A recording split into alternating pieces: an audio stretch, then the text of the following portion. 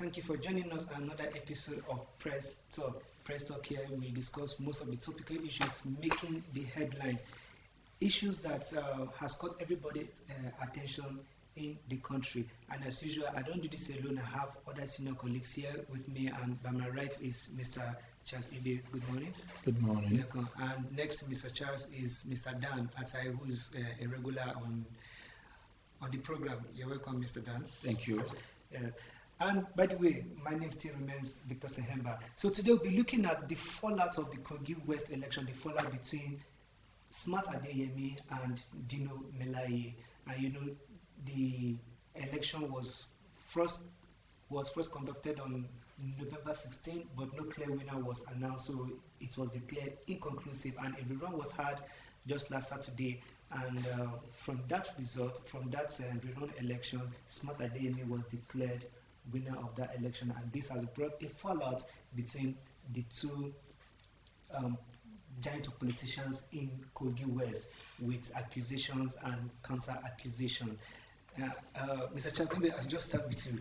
Did you see it coming that Smart would eventually emerge victorious? Well, if you ask me now, you're asking me.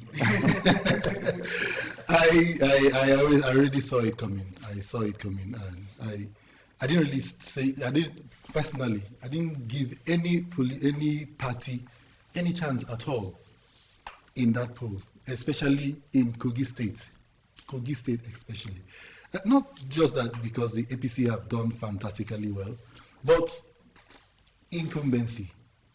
They are the powers that be. They are the party in control of the nation, and as well as every other thing that goes with it, especially the Independent National Electoral Commission.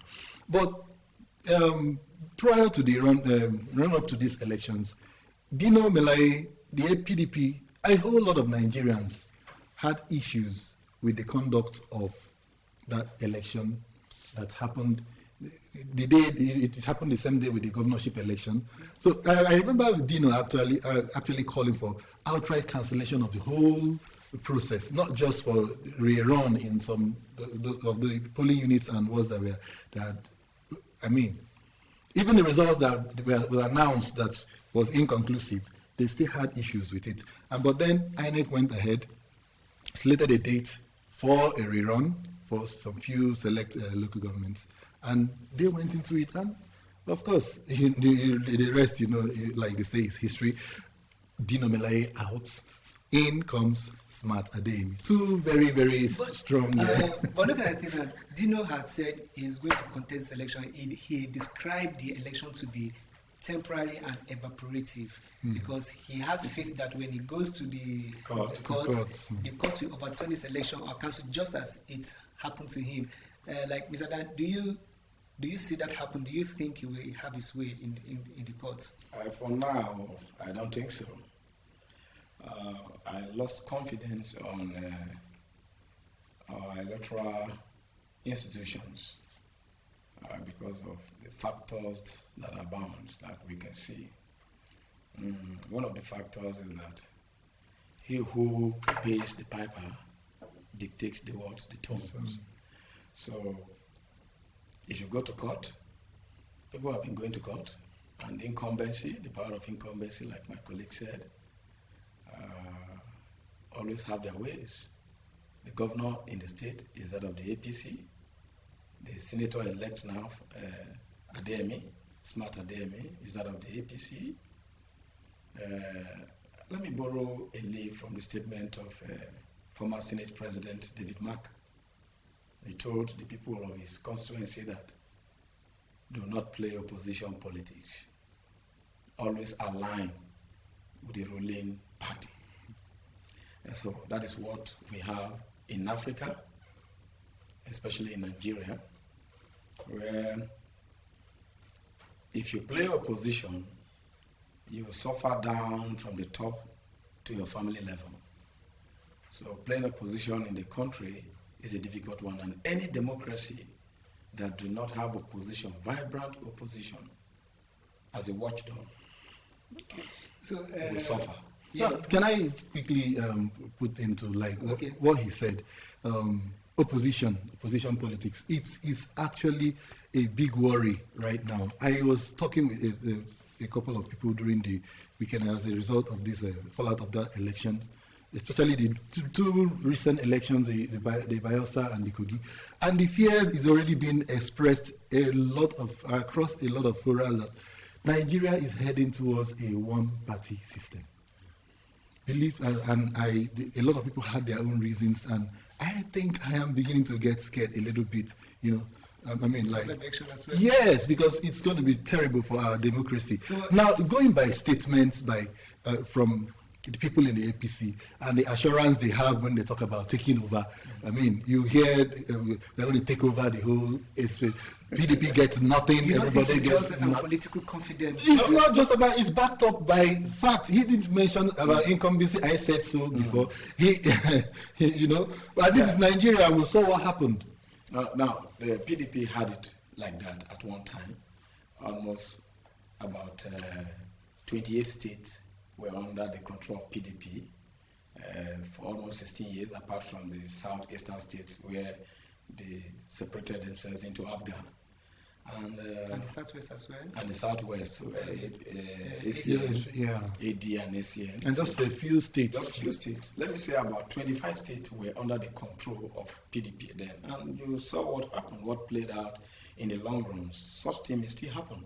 Within them, they have rancors and disparities, and then partisan power play began.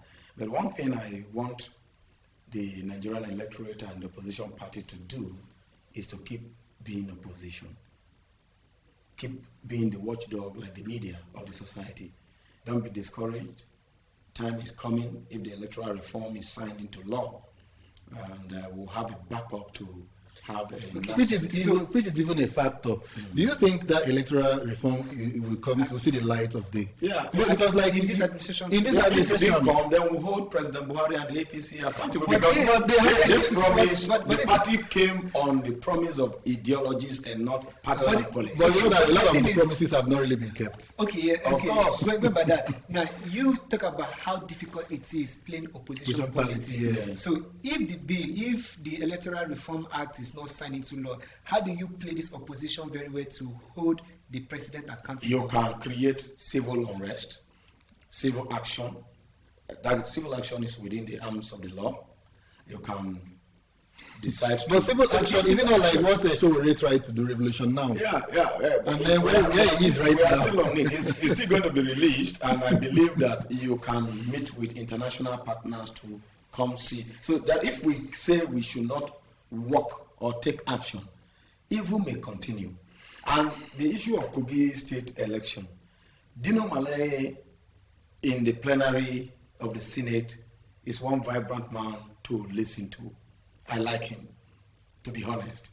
I've not had time to watch the representation and argument and the policy or bill driving of smart Adeyemi, but Dino was one good chap at the plenary.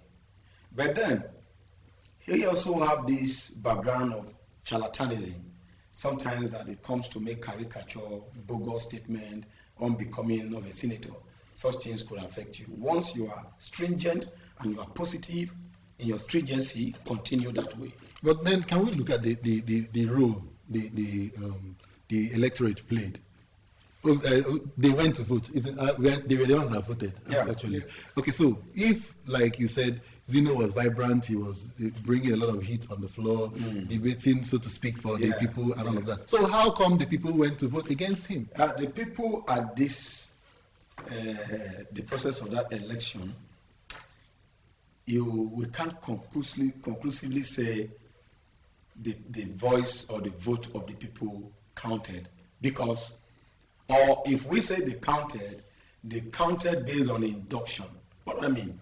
A lot of people were bought by money, and that still entails the power of incumbency, the financial muscle to induce electorate, whether hiddenly or openly.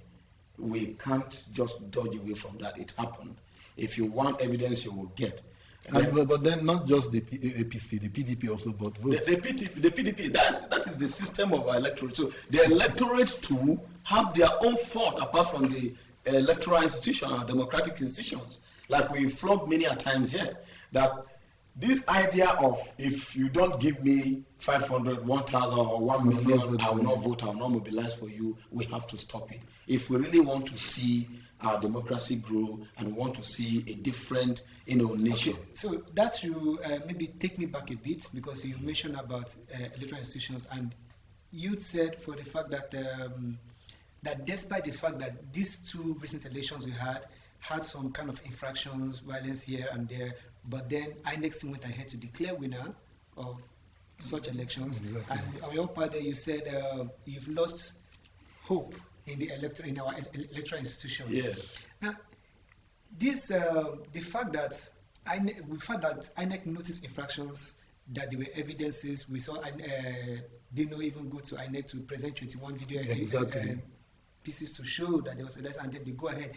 Is it that our politicians have made the job so difficult for INEC that INEC feels, oh, let me just go ahead and declare, then you people can settle it in court? Well, if you ask me, without mincing word, INEC is not independent. I think they should remove that I from INEC and just call it NEC.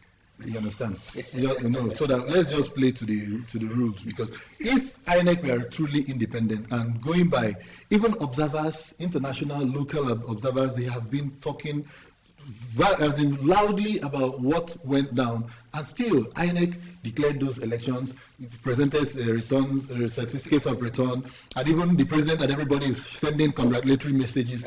It's taking everybody to.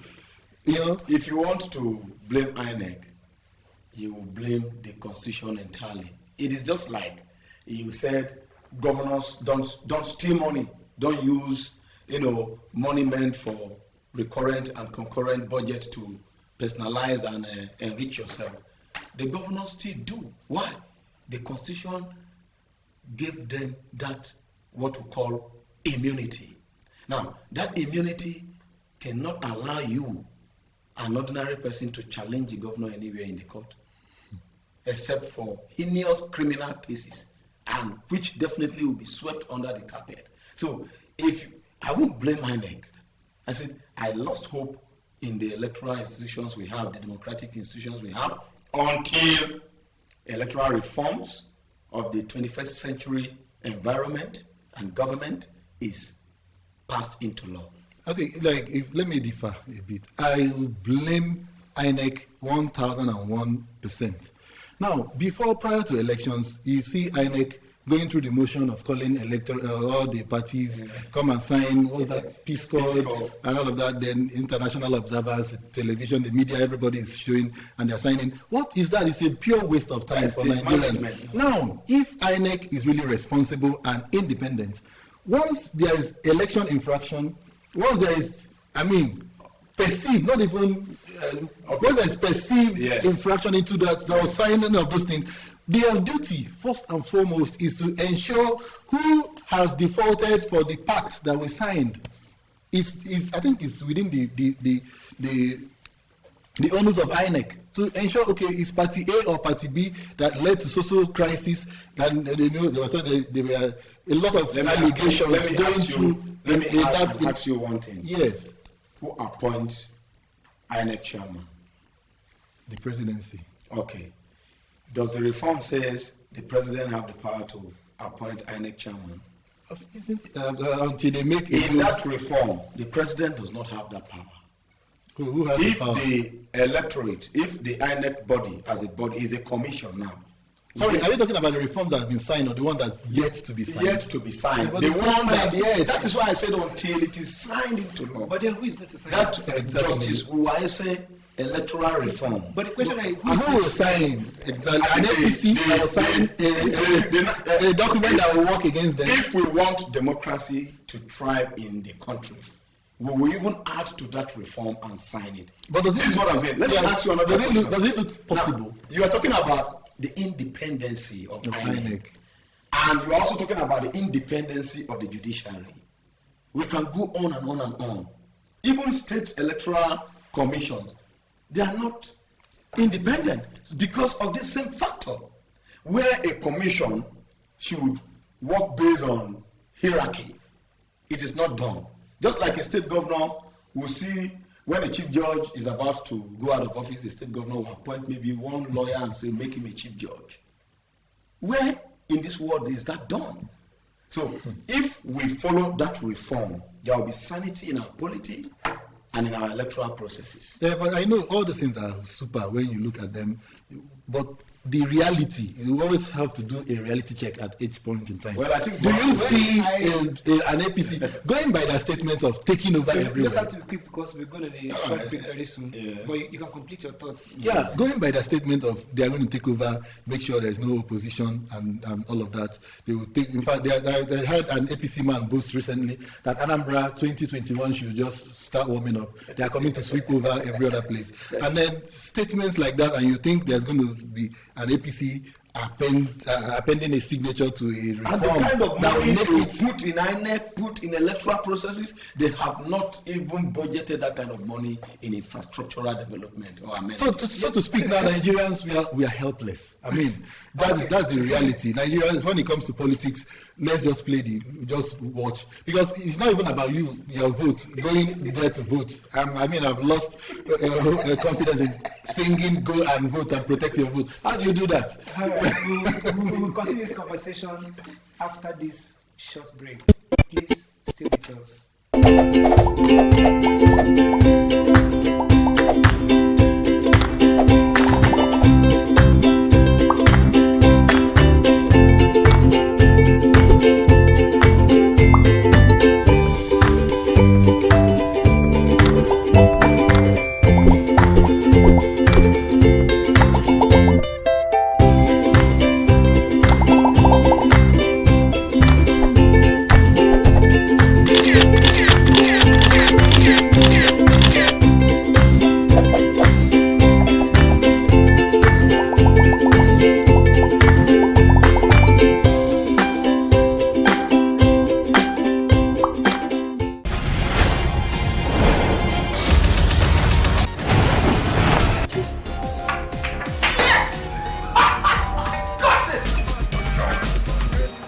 Fashion is life.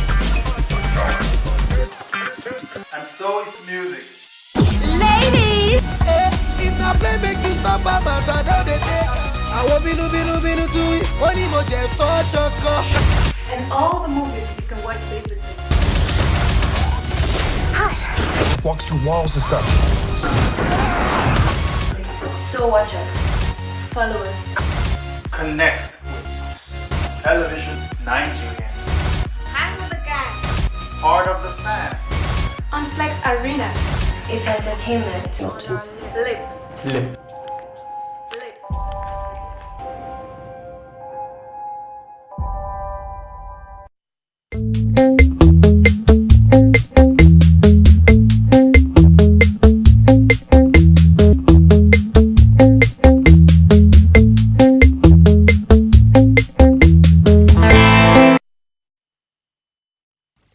Thank you for staying tuned. This is still Press Talk, and we're moving on. All we have been discussing a lot of these topical issues. We just discussed about the fallout from the Kogi West election. We're moving on to a topic, an issue that has refused to go away since 2010, and that is the CCTV project that was awarded in 2010 by the presidency of Umar Musa Yar'Adua. And many years after, this project did not kick off. The project failed, and the money that was supposedly awarded for this contract, $470 million, has also vanished and not been accounted for. Now, recently, SERAP has decided to drag the federal government to court, and in their demands, they are asking for the details of the amounts paid for that contract. They want the court to also compare the finance minister to name the contractors involved and how much we paid. Those contractors that were being paid that didn't carry out the contract. Now this contract, this CCTV project, like I said earlier, since 2010, awarded to ZTE, this company, Chinese company, to award it. Now, why has it been so difficult for the government to come out to make public, since this is a concern, this is something that concerned every Nigerian? Now, this CCTV project was supposed to ensure the security of Nigerians, at least within the Abuja metropolis, and also provide some sort of intelligence and assistance to the Nigerian police. Now that he has failed, Nigerians want the details of this contract. Why has it been so difficult, even more than 10 years after?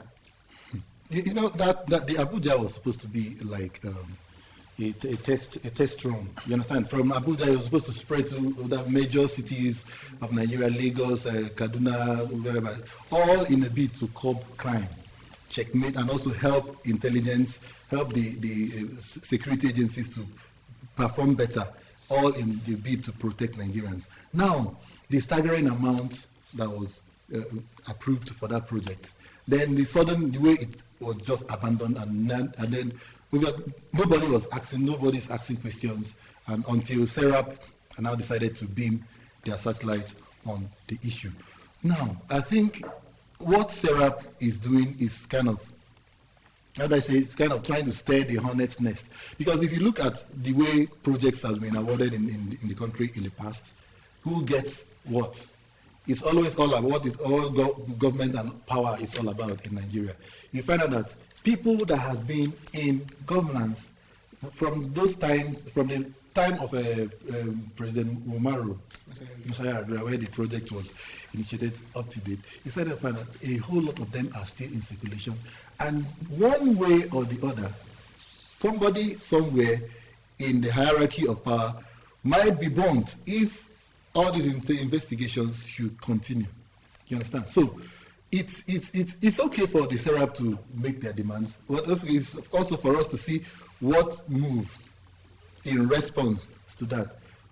This is not the first time SERAP is coming up with a whole lot of things, and I will advise SERAP, pick up one and see it to a logical conclusion. If you speak about issues that SERAP has been going to court for, and I don't know how many of those things have come to, have they really actually seen to a logical conclusion? Every day we hear SERAP suing government for this. Those cases, do they ever get to be heard? Are they ever adjudicated upon? Before they're moving on to the next. I mean, they are taking too much than they can grasp. And if you ask me, let them. Well, it's a good thing for them to ask questions, but I think, if you ask me from my own, I think that's a dead on arrival. But I think it's an effort worth trying. But sorry, before I come to you, Mr. Dan, now you would say something like they have been going to court for other several issues, and we don't know which has been was judged upon, what judgment was passed, and compliant. Now, let's take for instance that this particular case that they have taken to court. Now the court comes out and grants their prayers.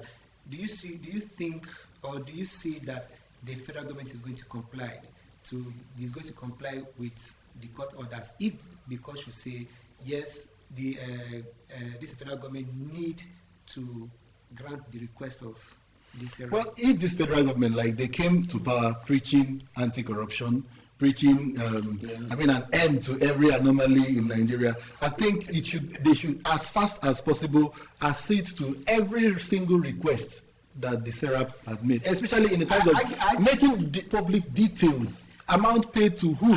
So the Nigerians can now ask those people, what have you done? How do you know that it is not possible? I also this question so that you could bear in mind that we are in an era where court orders are selective. That's what I'm saying. That's what I said. I said, me and you know that it's not possible because, except I will just make bold to say this, except if the government, because I know they don't keep quiet when all these things happen, they're within their own underground checks, except if they check and find out that 90% of those contracts, the opposition in a way will be complicit, then that's when they will quickly do this. But if opposition is not, maybe because many of the present government they were all in opposition before. Yes. Now they are on the other side. Yeah. So that factor alone is what will play against any result that SERAP might be hoping to get. So you'll be easy to say something. Yeah, the issue there is we have several bodies that are either anti-graft agencies or financial crime monitoring agencies. Yet, excuse me, crimes like this keep escaping justice and keep escaping our laws. Why? Because we have not come out strongly, stringently to tag corruption with capital punishment and exemplify it. If you execute 10, 15 persons in Nigeria of corruption, death by hanging or by firing squad, you see all these anomalies the judges are doing, the government, it will stop. That's even Hold on, let me come. sentence them to even 1 day in jail. You see, corruption is financial crimes and contract signing have cartel. So it's from the presidency to the National Assembly to the ministries, departments and agencies on top before it goes to state level. Contract that is supposed to, you could imagine that a whole arms money was shared among political parties in this country. You heard that. Yeah. Money for infrastructural development given to senators and House of Rep members were embezzled, living on our street dejected like the slave trade centuries, 12th and 10th century AD. What are we trying to say? If Nigeria wants to move forward, it will move forward. If there is no stringent penalty, capital penalty for corrupt persons, and if we tag corruption or we exonerate corruption based on partisan affiliations, it will not die. So I want to think that your own recommendation, one of the effective ways of curbing corruption, Firing squad, capital fire. When you fire, Okay, so let's 10 persons in the country, corruption will stop. Okay, everybody will bring out their money. When Buhari was coming, you remember that OBJ was the first that brought out small money and said this was what he stole. Exactly. You understand? And he was now, applauded. because he was afraid that the man is coming tough against corrupt personalities. Okay. Contracts like that are banned. So If we retrieve money you meant are for contract, advocating for, we will not need to you go and borrow are abroad. advocating for capital punishment in order to stem corruption. And let's look at other crimes. Let's look at other crimes that have capital punishment. Have they stopped happening? Things like murder and other ones that have that kind of capital punishment. Have they stopped happening? Do you think punishment as a detriment can stop any crime from happening? Can stop from engaging in certain crimes? It will reduce it 95%. Go to China and play any act, or North Korea, for instance, and try to steal contract, or you didn't even, or refuse to implement contract. So second, okay, going by if they don't kill you, North Korea and China, do they run the same kind of system that we run? parliamentary, and which oligarchical government that North Korea is running, but I know that China is parliamentary. See, no matter what system they run, I think the whole thing is about Corruption, political will to fight corruption. No matter either they are Corruption. fighting with running monarchy to fight or corruption. Now, on this particular issue, exactly on this Face CCTV project in 2011, when it seems like yes, the project was going to fail, the House of Reps committee looked into the matter. And they even sent a delegation to China to go and investigate the. I'm aware of the processes. We don't know the reports. We don't know the details of that report. So what would have gone wrong? Do you think that these House Assembly members, when they travel to China, they compromise? No. Actually, you set up committees. You ask them do this, do that. They are giving their they did their job. They submitted their reports, but that report, the problem is what is the content of that report. So this is what I'm saying. Who did they find? You did hear what you understand? So GM was saying. that is just the major issue. You didn't get what he was saying. Let's not pretend we don't know the problem. Just like you committed a sin and you said, it's the devil that made me commit that sin. It is not the devil. You have your personal will. If I've done anything, I know I'm the one that did it. I'm sorry. This is what I've done. Forgive me. If I could be forgiven. Exactly. If I could not be forgiven, then I should face the penalty. Life is as simple as that. Let me tell you, it's not as if he said something that if the committee revealed that is attached to political big names, based on that affiliation, maybe if it's a PDP, remember it was Jonathan that came on board. Why didn't they continue with that project? The money is gone. Or even with the investigation. Or with the investigation. Did Jonathan alarm that, this money was stolen, everybody went quiet. Now, today, will you call Jonathan and those people in charge them in the ministry to say, come and give us accountability? There won't be expediency. Why? Jonathan today have aligned with the powers that be, whether I like it or not. His leg might be in PDP, but his heart is in the APC.